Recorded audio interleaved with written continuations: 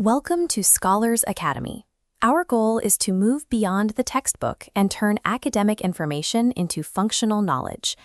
By applying the logic of symmetry, you will be able to take a few starting coordinates and reflect them to construct a plus sign-shaped decagon. You will need graph paper, a pencil, and a ruler.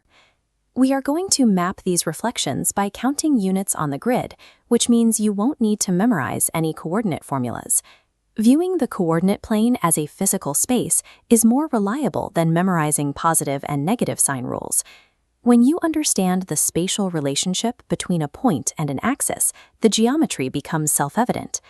This is a Cartesian plane with point P plotted at 2, 3. To understand reflections, we treat the x and y axes as physical mirrors. When we reflect across the x-axis, the horizontal line becomes our active mirror. To find our image, we track the vertical path from our point to the axis. We count the distance 1, 2, 3 units down to reach the mirror. A reflection appears at the same distance on the other side of the glass. We count 3 units past the x-axis to plot our new coordinate, P', at 2, -3. The horizontal position of the point did not change. Because the movement was strictly vertical, the x-coordinate remains anchored while the y-coordinate reverses its sign. Now we will use the y-axis as our mirror. We trace the horizontal distance from our point to the vertical line. Point P is 2 units to the right of the y-axis.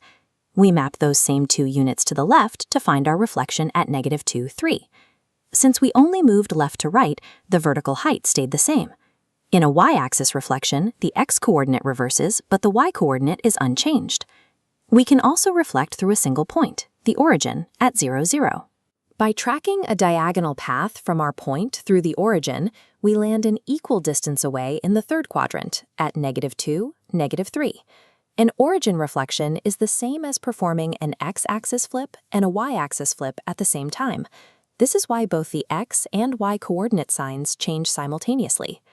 Plot these 4 points in your first quadrant, A at 4, 0, B at 4, 2, C at 2, 2, and D at 2, 4. We will also include point E at 0, 4 on the y-axis.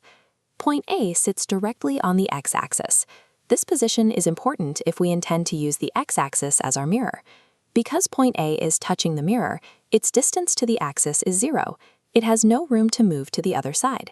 This is an invariant point. It stays exactly where it is during the reflection. Reflect your original points horizontally across the y-axis. Map the distance for each coordinate to create a mirrored cluster in the second quadrant.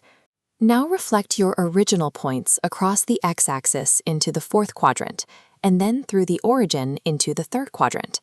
Your grid should now have coordinates in all 4 quadrants. Use your ruler to connect your points in alphabetical order, A to B, B to C, C to D, and D to E. Continue this sequence through your reflections until you have closed the entire outer boundary. This complex multi-quadrant boundary is built by compounding basic single-point mirror reflections. If your distances were mapped correctly, your hand-drawn graph now shows a symmetrical 10-sided polygon, a decagon. You constructed this shape using the logic of the grid and the mirror, reaching the correct geometric result without the need for algebraic formulas. Apply this counting method to different coordinates on your own to see how symmetry governs the coordinate plane. At Scholars Academy, we believe that moving from the text to the grid is how you turn book study into knowledge. Practice this mirror method, and you'll find that geometric understanding comes from seeing the patterns for yourself.